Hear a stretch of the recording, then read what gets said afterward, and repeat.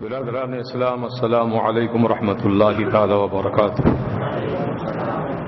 الحمد للہ رب العالمین والصلاة والسلام على سید الانبیاء وسید المرسلین وعلى آلہ الطیبین الطاہرین واصحابہ الکرام اجمعین۔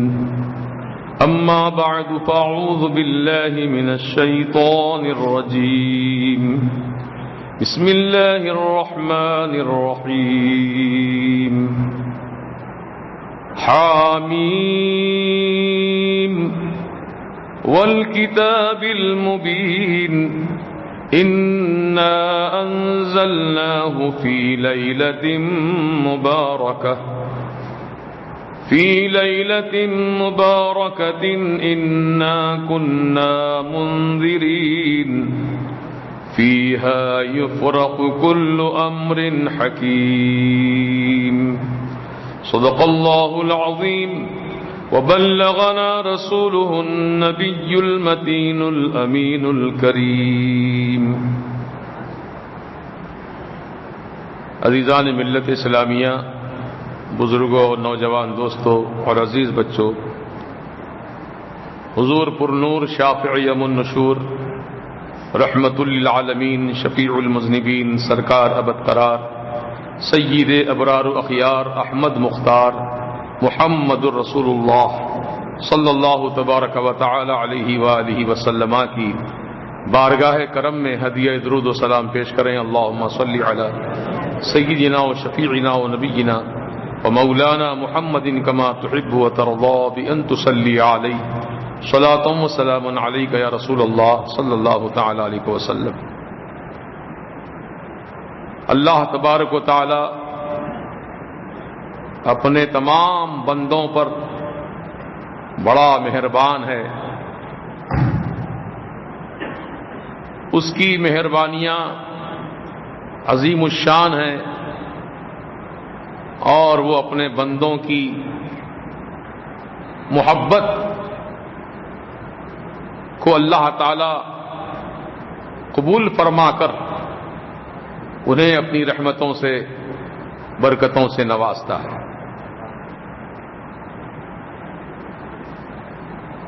اور اس کے بندوں میں بہت سے بندے ایسے ہیں جو غفلت میں پڑے ہیں،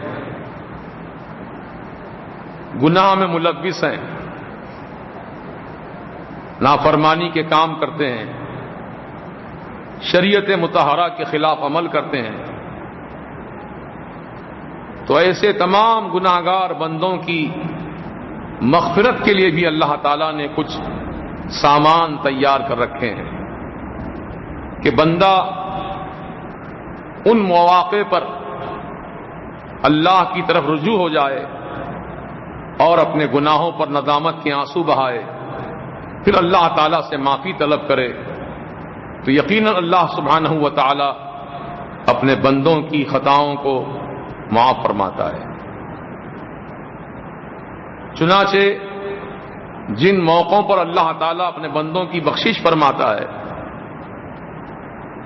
یوں تو بہت سارے مواقع ہیں، جیسے ہر نماز کے بعد بندہ دعا کرتا ہے، وہ بھی دعاؤں کی قبولیت کا وقت ہے، اور اذان اور اقامت کے درمیان جو وقت ہے وہ بھی دعاؤں کی قبولیت کا وقت ہے، اور جمعہ کی نماز کے بعد دعاؤں کی قبولیت کا وقت ہے، پھر جمعہ ہی کے دن عصر اور مغرب کے درمیان جو وقت ہے وہ بھی دعا کی قبولیت کا وقت ہے، اور متبرک راتیں ہیں جیسے شب معراج ہے، شب برات ہے، شب قدر ہے، ان راتوں میں بھی اللہ تعالی دعاؤں کو قبول فرما کر اپنے بندوں کی مغفرت کا سامان فرماتا ہے۔ چونکہ جمعہ تو ہر 8 دن میں ہمیں ملتا ہے، نصیب ہوتا ہے، یہ اللہ کا کرم ہے۔ اب یہ راتیں جو ہیں یہ سال میں ایک ہی مرتبہ ہمیں ملتی ہیں۔ شب معراج گزر گئی رجب کے مہینے میں، پھر 1 سال کے بعد ہم کو شب معراج ملے گی. اب آنے والی جو شب ہے وہ شب برات ہے، برات کی رات ہے. برات کے معنی چھٹکارا پانا، نجات پانا. تو اس رات کا نام ہی نجات پانے کی رات رکھا گیا. کس سے نجات پانا؟ عذاب قبر سے، عذاب جہنم سے اور آخرت کے عذاب سے نجات پانا اس رات میں اللہ تعالیٰ اپنے بندوں کو عطا فرماتا ہے. اب کچھ لوگ ایسے ہیں جن کی اس رات میں بھی بخشش نہیں ہوتی. وہ کون لوگ ہیں؟ سب سے پہلے بتایا گیا کہ ماں باپ کا نافرمان. اگر کوئی اولاد، چاہے وہ لڑکا ہو یا لڑکی، اپنے ماں باپ کی نافرمانی کرتے ہیں، ان کا حکم نہیں مانتے ہیں، ان کے کہے پر عمل نہیں کرتے ہیں، تو ان کو جب تک ماں باپ نہیں معاف کریں گے اللہ تعالیٰ بھی معاف نہیں کرے گا. چاہے کون سا بھی دن ہو، کوئی متبرک شب ہو، بخشش نہیں ہے ان کے لیے جب تک کہ ماں باپ ان سے راضی نہ ہو جائیں، ان کو معاف نہ کر دیں، تبھی ان کی مغفرت اللہ کی طرف سے ہو سکتی ہے. تو محترم دوستو، آج دیکھتے ہیں حالات دنیا کے تو بڑے عجیب و غریب حالات ہیں. کوئی بھی ماں باپ کی مکمل فرما برداری کرنے پر راضی نہیں ہے. کچھ باتوں پہ عمل کرتے ہیں اور بہت ساری باتوں کو نظر انداز کر دیتے ہیں. تو ماں باپ کی نافرمانی یقیناً یہ تباہی کا موجب ہے، بربادی کا سبب ہے. لہذا ماں باپ کی نافرمانی کر کے اللہ کے عذاب کو دعوت نہ دو، بلکہ ان کے تم فرما بردار بن کے رہو گے، ان کے حکم کی تعمیل کرو گے تو اللہ تعالیٰ بھی اپنی رحمتیں تم پر نازل فرمائے گا. اب دیکھیے کہ جو شخص اپنے ماں باپ کو تکلیف دیتا ہے، یا کوئی عورت، کوئی بیٹی اپنے ماں باپ کو تکلیف دیتی ہے، تو اس کے لیے کیا وعیدیں آئی ہیں؟ تو فرمایا گیا کہ جہنم کی آگ میں جلیں گے. ابھی آپ دیکھ رہے ہیں شدت گرمی کی، یہ مئی کا مہینہ چل رہا ہے. اس مہینے میں شدت کی گرمی سے لوگ لو لگ کر ہزاروں کی تعداد میں اب تک مر چکے ہیں. دھوپ سے، صرف دھوپ کی شدت سے مر گئے. یہ تو دھوپ کی گرمی ہے جو برداشت نہیں کر پا رہا انسان. اور جہنم کی گرمی کیسی ہوگی؟ اللہم احفظنا من کل بلاء الدنیا وعذاب الآخرہ. تصور کرو کہ وہ جہنم کی آگ کیسی خطرناک آگ ہوگی. اس کی ایک چنگاری، جہنم کی ایک چنگاری زمین و آسمان کے بیچ میں لٹکا دی جائے تو اس ایک چنگاری کی گرمی کا یہ حال ہوگا کہ پوری دنیا جل جائے گی. اللہ اللہ، ایک چنگاری میں اتنی گرمی ہے، جہنم کی چنگاری میں. تب غور کیجئے وہ آگ جو دہک رہی ہے، جس کا ایندھن انسان اور پتھر ہے، وہ آگ کتنی بھیانک آگ ہوگی. اس آگ میں ڈالا جائے گا. دنیا کی آگ تو برداشت نہیں کرتے ہم، ذرا سا چرکا لگ جائے آگ کا تو آدمی بلبلا اٹھتا ہے، تکلیف ہوتی ہے، جلن ہوتی ہے.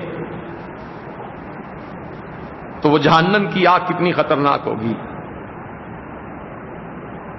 تو اس لیے اللہ تعالیٰ نے آگاہ فرما دیا، اگر جہنم کی آگ سے بچنا ہے وَبِالْوَالِدَيْنِ احسانا، اپنے ماں باپ کے ساتھ نیک سلوک کرو، اپنے ماں باپ کو راضی رکھو، کیونکہ ان کی رضامندی ہی میں اللہ اور اللہ کے رسول کی رضامندی ہے.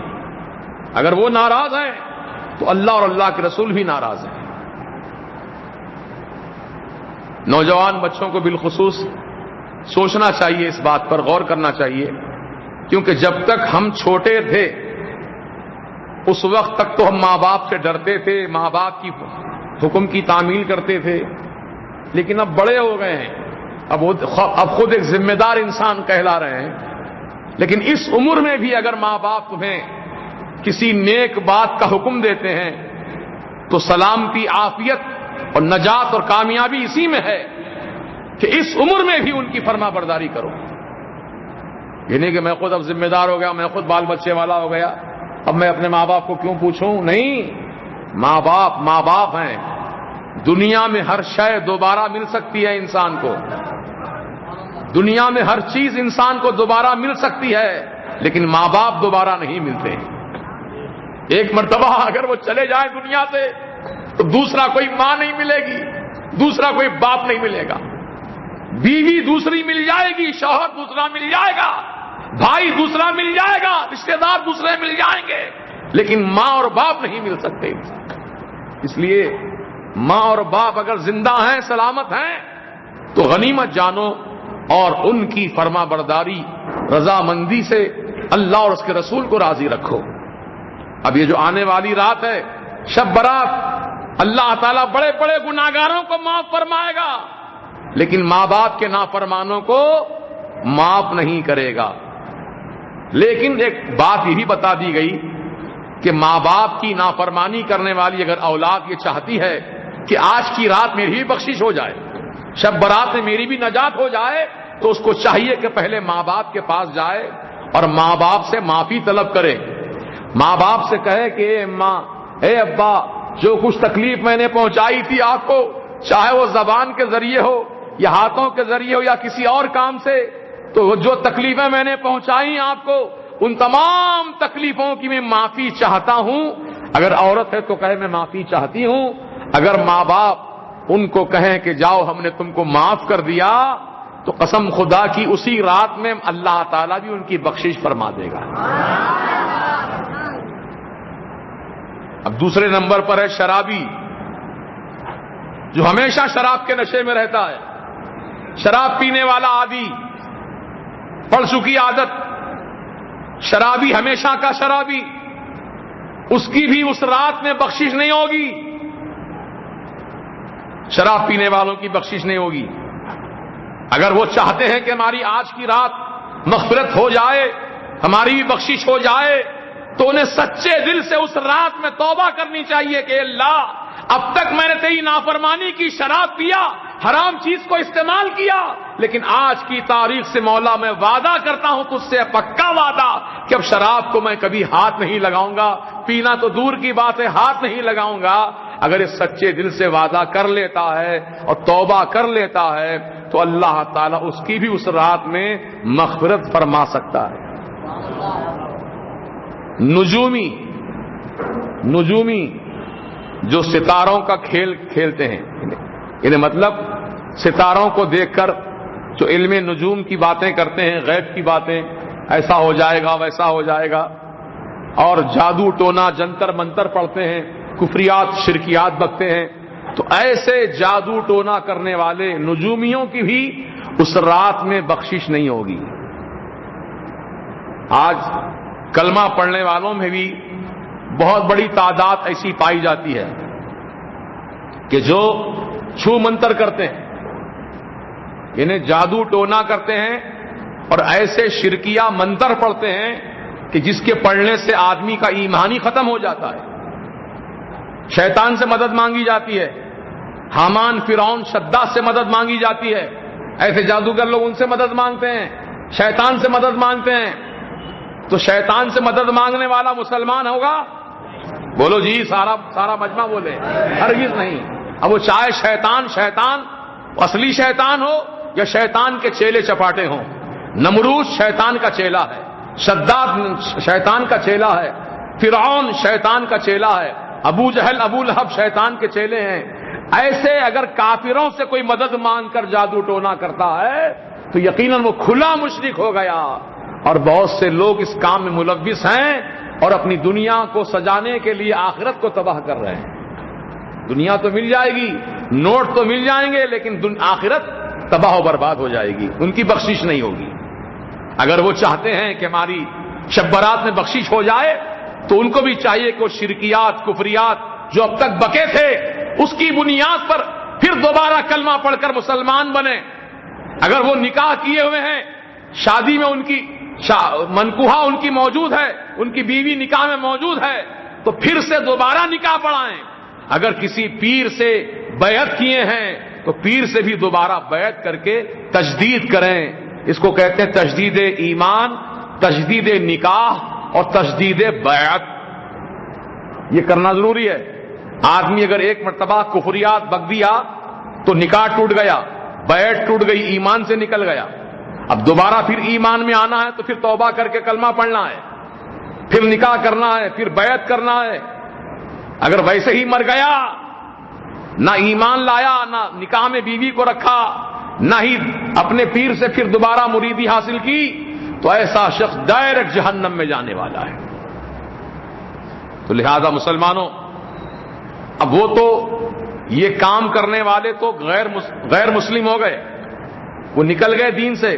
لیکن جو مسلمان ایسے لوگوں کے پاس جا کر جادو ٹونا کرواتے ہیں دوسروں پر، کہتے ہیں کہ فلاں آدمی ہم کو ہمارا دشمن ہے، اس کو تکلیف پہنچاؤ، اس کو مار ڈالو، اس کو یہ تکلیف دو، بیمار کر دو اس کو. تو جادو ٹونے کے ذریعے سے جو بیمار کر دیتے ہیں، تو جا کر کے جو کہتے ہیں کہ فلاں آدمی کو متاثر کرنا ہے، فلاں آدمی پہ جادو کرنا ہے، تو وہ جو جا کر سفارش کر رہا ہے، بول رہا، وہ بھی اسی زمرے میں شامل ہو جائے گا. جادو کرنے والا تو ہی ہے، اور جادوگر کے پاس جا کر جادو کرانے والا بھی مشرک ہو جائے گا،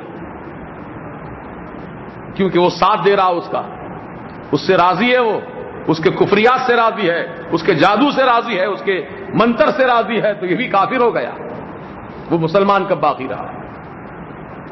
اور یہ چیزیں عام ہو گئی ہیں معاشرے میں، بہت عام ہو گئی ہیں، کیونکہ سامنے سے تو آ کے کچھ کر نہیں سکتے، مقابلہ نہیں کر سکتے، لہذا پیچھے سے وار کرنے کی عادت پڑ گئی ہے لوگوں کو. اب ایسے ہی جادو ٹونا کرنے والوں کے پاس جاتے ہیں. اخبار میں کئی تفصیلات آ چکی ہیں، کئی جادوگر پکڑے گئے اور کئی قسم کے جادو کرنے والے موجود ہیں دنیا میں. یہ جادو کرنے والے جادو کر کے دوسروں کو تکلیف پہنچاتے ہیں اور پھر اپنی دنیا کو بساتے ہیں، لیکن آخرت تباہ کر لیتے ہیں. تو خبردار خبردار، کوئی مسلمان جان بوجھ کر ایسے منتر جنتر کرنے والوں کے پاس ہرگز نہ جائیں، اپنے ایمان کو تباہ نہ کریں، اپنے ایمان کو برباد نہ کریں. اب رہا معاملہ کہ اگر کوئی آپ کو تکلیف دیا ہے، واقعی آپ نے اس کو کچھ نہیں کیا، بلا وجہ کہ آپ کو تکلیف پہنچایا ہے، تو اس کا حساب کتاب کرنے والا اللہ تعالیٰ ہے. وہ اللہ پہ چھوڑ دیجیے آپ، اللہ تعالیٰ دیکھنے والا ہے. واللہ عزیز ذو انتقام، اللہ غالب ہے اور بدلہ لینے والا ہے. اللہ بدلہ لے گا، ہم کون بدلہ لینے والے. اگر ہمارے بدلہ لینے میں کچھ کمی ہو گئی تو بھی مشکل ہے، زیادتی ہو گئی تو بھی مشکل ہے. لہذا صحیح بدلہ وہ اللہ تعالیٰ لینے والا ہے. یہ معاملے کو اللہ کے حوالے کرو، پھر انشاءاللہ اللہ پاک اپنے کرم سے جب یہ اللہ تعالیٰ یہ ملاحظہ فرمائے گا کہ میرا بندہ مجھ پر بھروسہ کیا ہے، یہ خود بدلہ نہیں لے رہا بلکہ میرے حوالے کر دیا اس معاملے کو، تو اللہ تعالیٰ آپ کی مدد فرمائے گا، آپ کی ضرور مدد فرمائے گا. اور آپ کے جو حالات بگڑے ہوئے ہیں، اللہ تعالیٰ کے کرم سے، رسول پاک کے صدقے میں، اولیاء کرام کے صدقے میں وہ حالات صحیح ہو جائیں گے، بیماریاں دفع ہو جائیں گی اور بلیات دفع ہو جائیں گے انشاءاللہ. تو جادوگر کی بھی اس رات میں بخشش نہیں ہے، شراب پینے والے کی بخشش نہیں ہے. اب آئیے اور ایک بات سن لیجئے، جو تکبر کے ساتھ اپنا پینچا، پیجامے کا پینچا ہو یا پتلون کا پینچا ہو یا کوئی لباس کا دامن ہو، جو ٹخنے کے ہڈی کے نیچے تک لٹکاتے ہیں اور نیت کیا رکھتے ہیں کہ میرا بڑا پن ظاہر ہو، یہ ہو گیا تکبر. تو تکبر کے ساتھ جو اپنے پینچوں کو لٹکاتے ہیں، اللہ تعالی شب برات میں بڑے بڑے گناہگاروں کو معاف فرما دے گا، لیکن پینچا لٹکانے والوں کو معاف نہیں کرے گا. جو تکبر کے ساتھ لٹکاتے ہیں پینچا، ان کی بخشش نہیں ہے اس رات میں. یا آپ اس کو معمولی گناہ مت سمجھیے. اب عام طور سے دیکھتے ہیں نوجوان بچوں کو لمبے لمبے لباس سلواتے ہیں، جب مسجد میں آتے ہیں نماز پڑھنے کے لیے تو فوراً پیر اٹھا کر پینچوں کو اوپر کر لیتے ہیں اپنے. یہ طریقہ غلط ہے پیارے. ایسا نہیں ہے کہ باہر دنیا میں آپ پینچے لٹکا کر پھرو اور مسجد میں آ کے پینچا اونچا کر لو، ایسا طریقہ نہیں ہے اسلام کا. بلکہ ہمیشہ چاہے مسجد میں رہیں، چاہے مسجد کے باہر رہیں، دنیا میں رہیں، کہیں رہیں، پینچا آپ کا ٹخنے کی ہڈی پہ اونچا ہونا چاہیے، ٹخنے کی ہڈی نظر آتی رہنی چاہیے آپ کی. اس میں تواضع ہے، اس میں انکساری ہے، اور اللہ کو انکساری بڑی پسند ہے. اللہ تعالیٰ متکبر ہے، وہ نہیں چاہتا کہ کوئی بندہ تکبر کرے، کیونکہ تکبر کا حق اس کو ہوتا ہے جو سب سے بڑا ہو. سب سے بڑا ہو، اور اللہ تعالیٰ ہی سب سے بڑا ہے، اللہ سے بڑا کوئی نہیں ہے. تو لہذا تکبر کرنا اس کی شان ہے، متکبر ہے اللہ تعالیٰ، یہ قرآن میں ذکر ہے. لیکن کسی بندے کو حق نہیں ہے کہ وہ تکبر کرے، کیونکہ ہر ایک بڑے سے بڑا دوسرا موجود ہے. میں اپنے آپ کو بڑا نہیں سمجھ سکتا کیونکہ مجھ سے بڑے بھی دنیا میں موجود ہیں. اس لیے الحمدللہ تکبر پھٹکنے نہیں پاتا کہ میں اچھا ہوں، میں بڑا ہوں، میں سب سے عمدہ ہوں. کبھی ایسے ہمارے خیال میں یہ بات نہیں آتی ہے، بلکہ وہ اپنے آپ کو گناہگار کہتے ہیں، سیاکار کہتے ہیں، اور اپنے آپ کو حقیر فقیر کہتے ہیں. کیونکہ آدمی تکبر نہ کرے، ہمیشہ اپنے آپ کو سب سے ہلکا جانے، سب سے حقیر جانے. تو اللہ تعالیٰ کی شان کریمی یہ ہے، من تواضع للہ فرفعہ اللہ، جو اللہ کے لیے عاجزی اختیار کرتا ہے تو اللہ تعالیٰ اس کے مرتبے کو بلند فرماتا ہے. تو لہذا آپ اپنے اندر تواضع پیدا کریں، تکبر، غرور، ضد، انانیت یہ ترک کر دیں. آج اسی وجہ سے تو خاندان برباد ہو رہے ہیں، زندگیاں تباہ ہو رہی ہیں. یہ انانیت ہی ہے، یہ نفسانیت ہے انسان کی. میں بڑا ہوں، میری بات چلنا، میں جو کہہ دیا وہی آخری بات ہے، اسی پہ عمل کرنا. یہی سب معاملے ہیں انانیت کے، اور اسی انانیت کی بنیاد پر یہ جھگڑے دنیا میں چل رہے ہیں. اگر آدمی اپنی انانیت ختم کر دے اور للہیت کو اپنا لے، خلوص کو اپنا لے، عاجزی انکساری اپنا لے، تو قسم خدا کی جھگڑے دنیا سے ختم ہو جائیں گے. آج جھگڑے کیوں ہیں؟ چاہے وہ خاندان کا جھگڑا ہو، یا میاں بیوی کا جھگڑا ہو، یا بھائی بھائی کا جھگڑا ہو.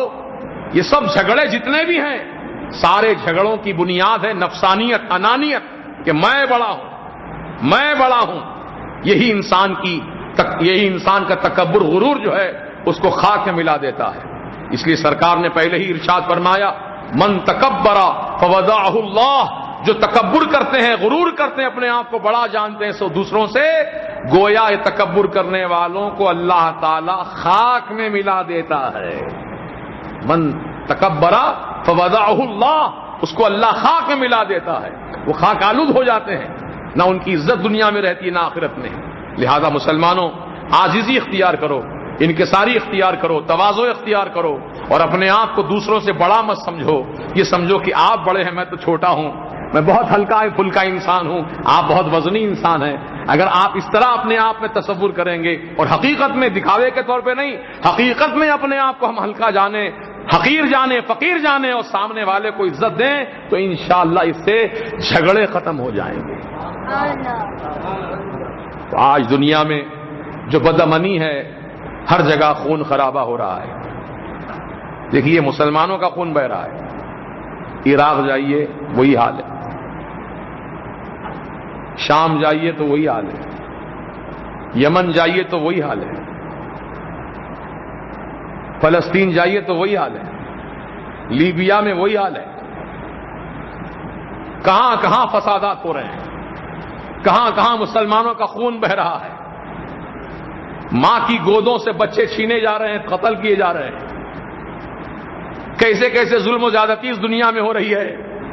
یہ سب انانیت کا شکار ہو گئے کہ میں ہی سب سے طاقتور ہوں، میں جو چاہتا ہوں کر سکتا ہوں. نہیں، سب سے بڑی طاقت اللہ کی ہے. لا حول ولا قوت الا باللہ العلی العظیم. نہیں، یہ طاقت نہیں ہے، قوت مگر اللہ تعالیٰ کی جو بلند و بالا ہے، عظمت والا ہے. اللہ کی طاقت کے سامنے کس کی طاقت ہے بتائیے؟ آپ کے بازوؤں میں اگر کسی دوسرے انسان سے زیادہ طاقت آپ کے بازوؤں میں ہے تو سب سے بڑے طاقتور آپ نہیں ہو گئے. ہم سب سے بڑا اللہ تعالیٰ ہے. اللہ تعالیٰ وحدہ لا شریک ہے، اور اس کی ذات و صفات پاک و صاف ہیں، اور وہ اللہ تعالیٰ ہر عز و انکساری سے پاک ہے، اور اللہ کی طاقت سب سے بڑی طاقت ہے.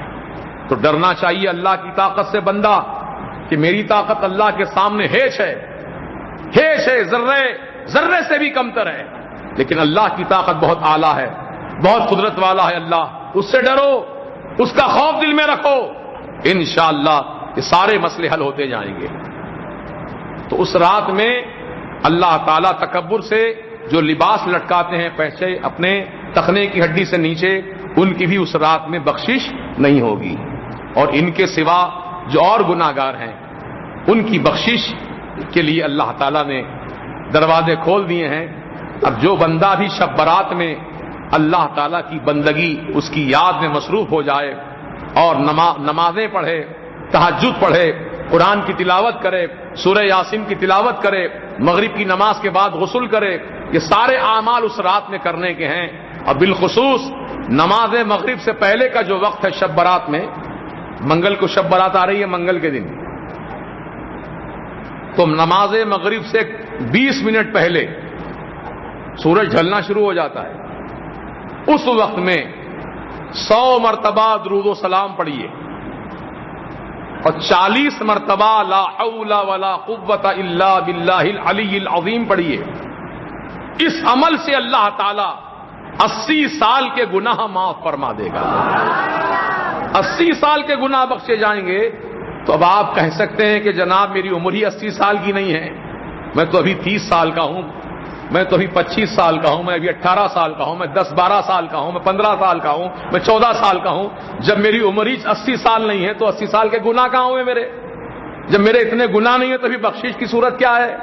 تو سنو، اس کا راز یہ ہے کہ جتنے آپ کے گناہ ہیں، آپ کے گناہ اللہ معاف کرے گا، اور جو سال بچ جائیں گے ان سالوں کے ماں باپ کے گناہ بخشے جائیں گے.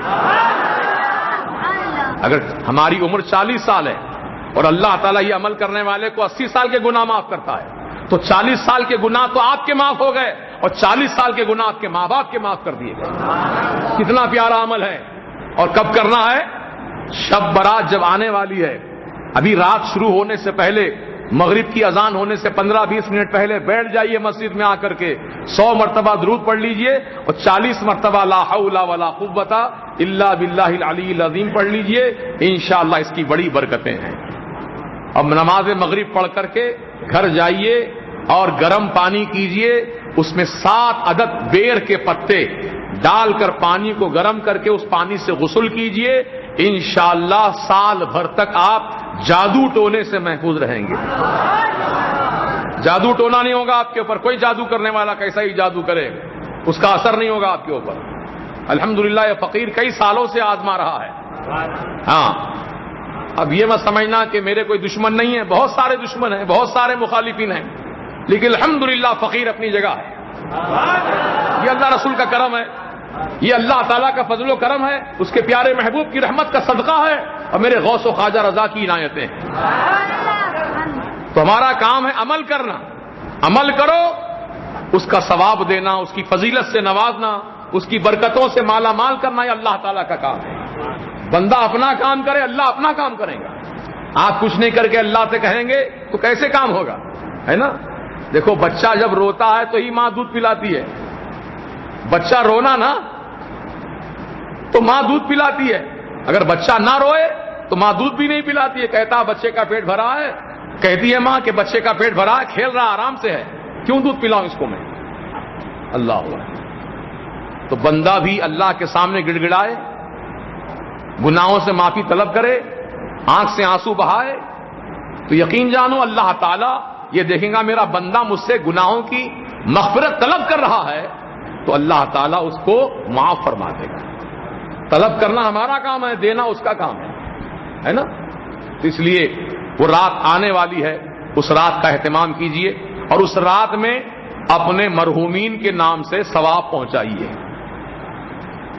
حلوہ بنائیے، جو اللہ تعالیٰ نعمتیں آپ کو دے رکھا ہے ان نعمتوں کو استعمال کیجئے، خود بھی کھائیے اور غریبوں کو بھی کھلائیے، محتاجوں کو بھی کھلائیے، مسکینوں کو کھلائیے، فقیروں کو کھلائیے.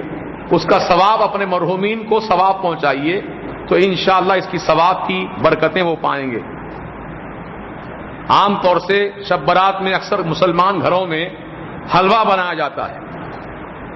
حلوہ ہم لوگ بناتے ہیں اور تکلیف وہابیوں کو ہوتی ہے. فتوے لگاتے ہیں، کہتے ہیں ارے حلوہ، آج کی رات حلوہ بنانے کیا ضرورت ہے، یہ بدعت ہے. میں کہتا ہوں تو خود سراپا بدعت ہے. حلوہ بنانے میں تکلیف کیا ہے بھائی؟ ہم روز کھانا کھاتے ہیں، میٹھا کھاتے ہیں، فروٹ کھاتے ہیں، تو کیا کوئی کہہ سکتا ہے سب بدعتی کام کر رہے ہیں ہم؟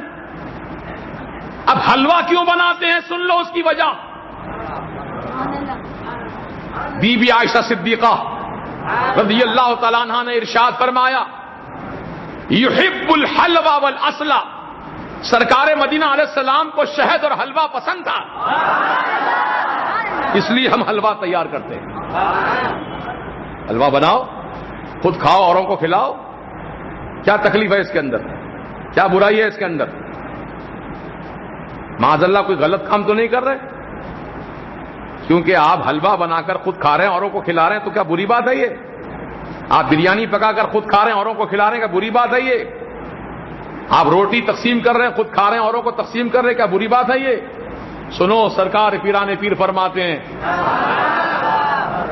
کہ میں نے سارے اعمال صالحہ کی تحقیقات کی، کس عمل کرنے سے کتنا ثواب ملتا ہے، کون سا عمل کرنے سے کتنی نیکیاں ملتی ہیں، میں نے تمام نیکیوں کو تلاش کیا۔ پھر فرماتے ہیں غوث اعظم دستگیر رضی اللہ تبارک و تعالی عنہ کہ کسی غریب کو پیٹ بھر کھانا کھلانے سے جتنا بڑا ثواب اللہ عطا فرماتا ہے، اتنا بڑا ثواب کسی عمل کے اندر نہیں ہے، کسی عمل میں نہیں ہے، اتنا بڑا ثواب کا کام ہے۔ غریبوں کی مدد کرو، غریبوں کو کھلاؤ، مدرسے کے بچوں کو کھلاؤ جہاں دین کی تعلیم حاصل کر رہے ہیں، ان کی مدد کرو، ان کو کھلاؤ، انشاءاللہ اس کا فیض، اس کی برکتیں، اس کی رحمتیں اللہ تعالیٰ دونوں جہاں میں عطا فرمائے گا۔ تو طریقہ یہ ہے کہ مرحومین کے نام سے ایصال ثواب فاتحہ خوانی کی جاتی ہے۔ تو فاتحہ پڑھتے ہیں ہم لوگ، فاتحہ پڑھتے ہیں۔ اب عرف عام میں فاتحہ دلائے کیا، فاتحہ دیے کیا، دلائے اور دیے کا لفظ زیادہ استعمال کرتے ہیں۔ دینے اور دلانے کا مطلب پڑھنا ہے، فاتحہ پڑھنا۔ اب فاتحہ کیا چیز ہے؟ قرآن کے ایک سورے کا نام ہے سورہ فاتحہ، ہے نا؟ قرآن کھولو تو سب سے پہلے فاتحہ ہے۔ لوگ اکثر پوچھتے ہیں ارے فاتحہ پڑھ رہے ہیں آپ، فاتحہ دلا رہے ہیں آپ، کہاں ہے فاتحہ لکھا ہوا قرآن میں، کہاں ہے بتاؤ؟ ارے قرآن کھولو تو سب سے پہلے فاتحہ ہی ہے میاں،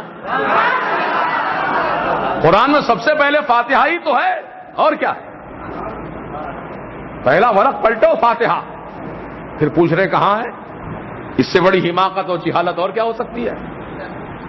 پھر فاتحہ ہی کیوں پڑھنا؟ قرآن میں اور بھی سورتیں ہیں، پڑھیے آپ، سورہ بقرہ پوری پڑھیے، سورہ رحمان پڑھیے، سورہ یاسین پڑھیے، سورہ آل عمران پڑھیے، سورہ مریم پڑھیے، سورہ ابراہیم پڑھیے، سورہ محمد پڑھیے، سورہ رات پڑھیے، جو سورہ آپ کو اچھا لگے پڑھیے، کون منع کرتا ہے پڑھنے سے؟ آپ اللہ نے تو فرما دیا فقرؤوا ما تیسر من القرآن، جو قرآن میں تم کو آسان لگے پڑھو۔ تو سورہ فاتحہ سے پڑھ کے آسان سورہ اور کون سا ہو سکتا ہے؟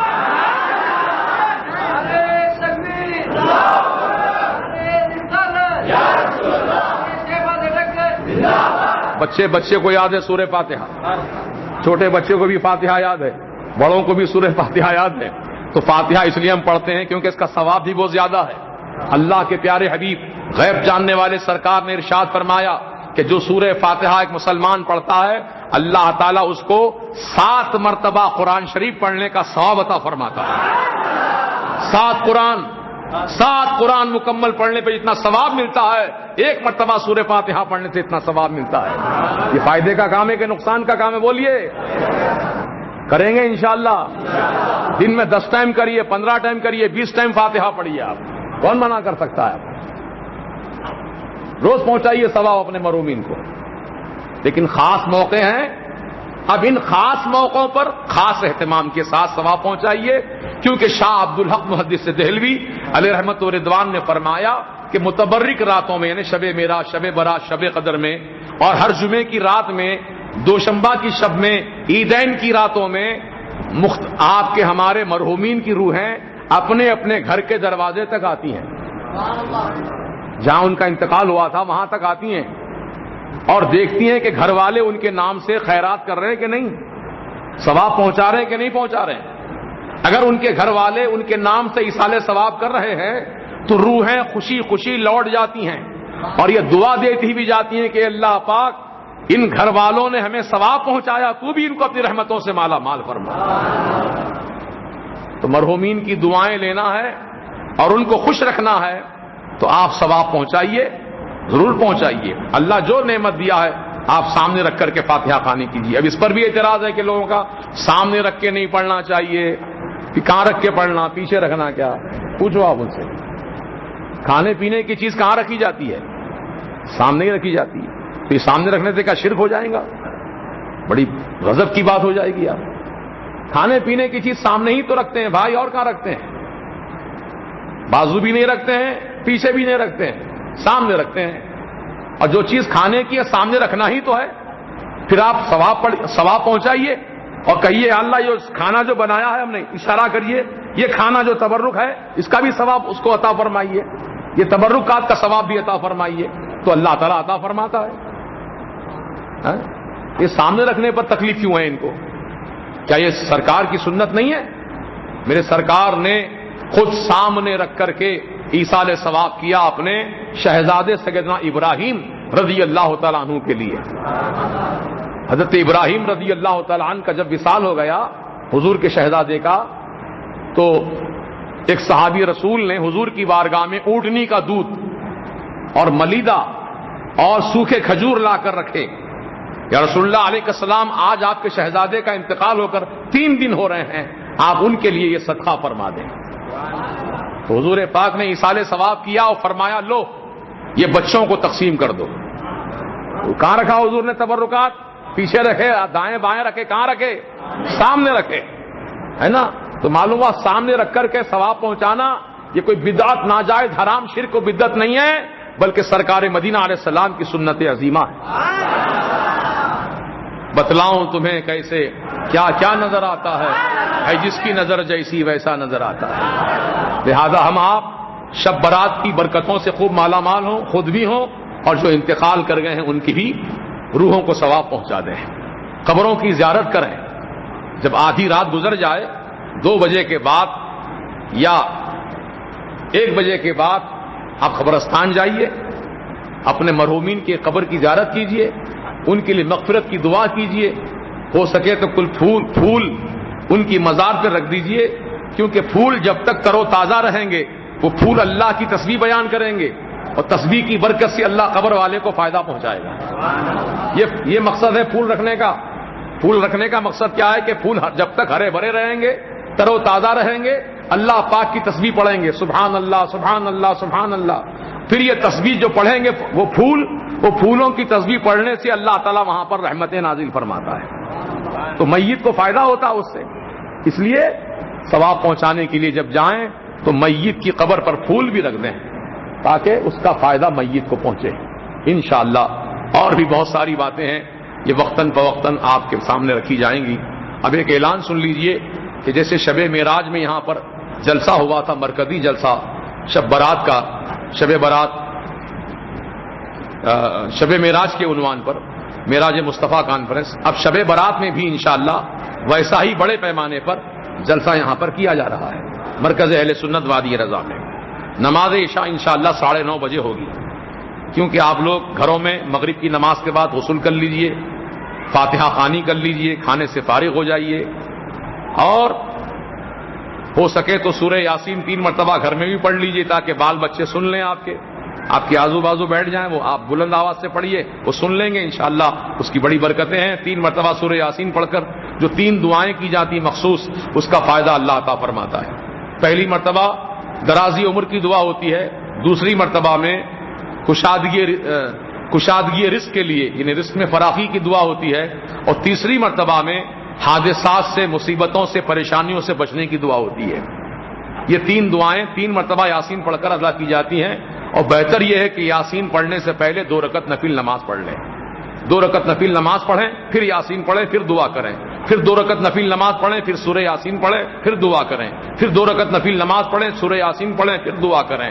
یہ طریقہ بہت مجرب ہے, یہ فقیر تو اسی پر عمل پیرا ہے. آپ بھی عمل کیجئے, انشاءاللہ اس کے فائدے آپ کو ضرور ملیں گے. اور اس جلسے میں, شب برات کے جلسے میں, پٹنہ سے ایک بہترین خطیب جو ادیب بھی ہیں, مصنف بھی ہیں, رائٹر بھی ہیں ماشاءاللہ, وہ خطیب حضرت علامہ مولانا قمر الزمان صاحب مصباحی, وہ تشریف لا رہے ہیں پٹنہ سے, اور ان کا خطاب نایاب ہوگا. آپ لوگ بڑی تعداد میں، کثیر تعداد میں یہاں تشریف لا کر کے آپ ان کا بیان سنیے اور آپ اپنی معلومات میں اضافہ کیجیے۔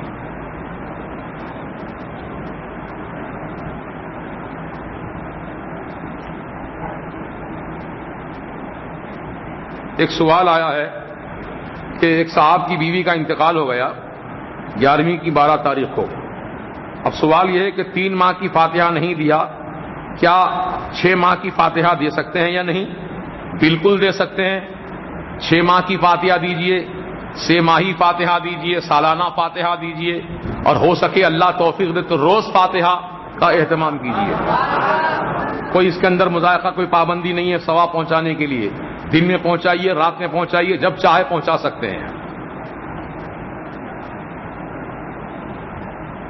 ہاں، فاتحہ میں نام لے سکتے ہیں یا نہیں؟ فاتحہ میں نام لینے سے مراد یہ ہے کہ دعا میں فاتحہ پڑھ کر آپ جو دعا کریں گے، یا اللہ جو کچھ میں نے تلاوت کی ہے، تبرکات بنائے، اس کا ثواب میری بیوی فلاں کو عطا فرما دے، تو نام لے سکتے ہیں، نام لے کر دعا کر سکتے ہیں مرحومہ کا نام۔ بہرحال آپ حضرات سے ادباً گزارش ہے میری کہ رمضان شریف کا مہینہ آنے والا ہے، اور رمضان کے مبارک مہینے میں اکثر مسلمان اپنے مال کی زکوٰۃ نکالتے ہیں، صدقہ فطر دیتے ہیں، خیر خیرات کرتے ہیں، کیونکہ رمضان میں زیادہ ثواب اللہ عطا فرماتا ہے۔ رمضان میں ایک عمل کا ثواب 70 عمل کے برابر ہے، 1 روپے کا ثواب 70 روپے کے برابر ہے، 1000 روپے کا ثواب 70,000 کے برابر ہے، 70,000 کا ثواب اب سے گنا کر لیجئے آپ، لاکھوں میں چلا جائے گا حساب۔ تو اس طریقے سے اللہ تعالیٰ ثواب میں اضافہ فرما دیتا رمضان کے مہینے میں۔ تو اس لیے رمضان شریف کے مہینے میں آپ لوگ جو زکوٰۃ نکالیں گے، بچیوں کے مدرسے کی تعمیر کرنا ہے، بچوں کے مدرسے کی تعمیر کرنا ہے، مدرسہ کی تعمیر میں زکوٰۃ کی رقم لگائی جا سکتی ہے، ہلائی شرعی کر کے لگاتے ہیں، تو لہذا آپ لوگ اپنے اپنے گھروں میں جو زکوٰۃ سونے کی، چاندی کی، روپیے پیسے کی جو بھی زکوٰۃ نکالیں گے، وہ زکوٰۃ آپ مرکز اہل سنت میں جمع کرائیے، کیونکہ یہ سب آپ کی نگاہوں کے سامنے ہے۔ الحمدللہ روز کچھ نہ کچھ ڈیولپمنٹس مسجد میں ہیں الحمدللہ۔ ابھی آپ جان نمازوں پہ جو بیٹھے ہیں، یہ بھی 2 دن پہلے جان نمازیں آئی ہیں، کیا نام ان کا؟ یہ صاحب جنہوں نے 6 مصلے 90 فٹ سائز لمبا ہے اس کا، یہ 6 مصلے عطا کیے ہیں رضا جامع مسجد کے لیے، اور بالکل اتنی سادگی مزاج میں سبحان اللہ کہ وہ آئے عشاء کی نماز میں اپنے ساتھ مصلے لے کر کہا کہ میری طرف سے یہ ہدیہ ہے، قبول فرما لیجئے مسجد کے لیے۔ اللہ تعالیٰ ان کو جزائے خیر عطا فرمائے۔ وہ شمس آباد میں رہتے ہیں، نام ذہن سے نکل گیا، نام بتایا تھا انہوں نے، ذہن میں موجود نہیں ہے، لیکن اللہ تو جانتا ہے کون بندہ دیا ہے۔ ہم اللہ کی بارگاہ میں دعا کرتے ہیں کہ مالک و مولا، یہ جان نمازیں جو مسجد رضا کے لیے دیے ہیں، ان کو کاروبار میں، رزق میں، عمر و اقبال میں، صحت و عافیت میں ترقیاں، برکتیں عطا فرما۔